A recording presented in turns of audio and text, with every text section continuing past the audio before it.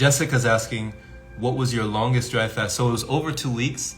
I wasn't counting after that, so I honestly don't accurately know. I just tell people 2 weeks, just to be safe. You know, just to tell people like, hey, I know it was 14 days, but I don't know exactly how long I went, because at a certain point, you weren't even thinking about time. When you're in that state, and I think maybe Trevor, fasting with Trevor can probably attest to this. When you're in that state, time becomes very non-existent. It becomes very irrelevant. You're not thinking about time. At least for me, when I was in that state, it got really trippy. It was like life became trippy. This reality, it was a trip all by itself, on no psychedelics, no psilocybin mushrooms, no LSD, no acid, no ayahuasca, no nothing. Life itself became trippy. And time, it got distorted to the point where it was just, I was in this prolonged existence. And especially when you're not sleeping much, when you're not even sleeping, days can just connect. Think of it. Think of a day that doesn't end. Can you imagine? Like there's no starting and end point to your day. It just continues.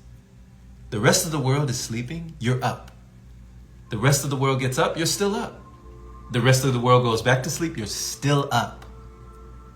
And you have to get adjusted to being up, to being awake, while the rest of the world is asleep. Can you imagine getting adjusted to being awake? A state of wakefulness where you might think you're going crazy. You're like, I should be asleep right now. Something is wrong, right? Do I have insomnia? Something is wrong, right? You're questioning yourself. I shouldn't have all this energy. My body should be down. Why am I awake?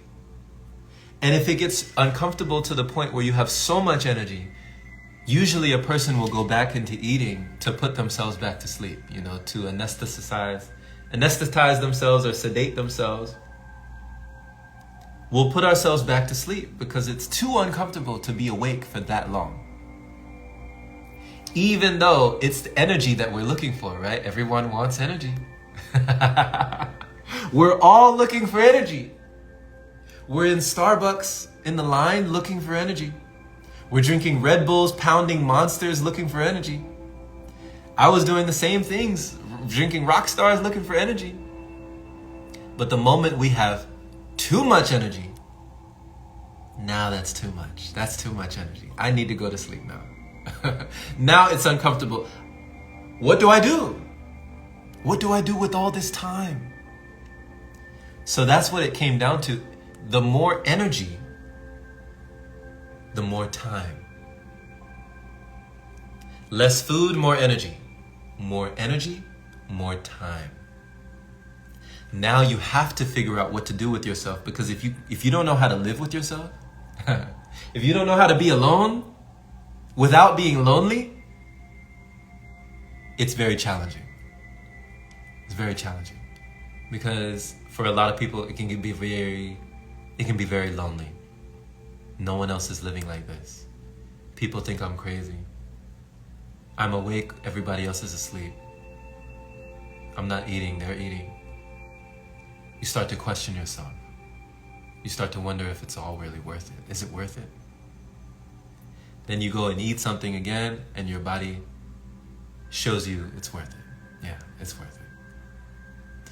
So that was me, in and out, up and down, back and forth, stretching, come back, stretching, come back like a rubber band, until finally I gave up. I was like, you know what?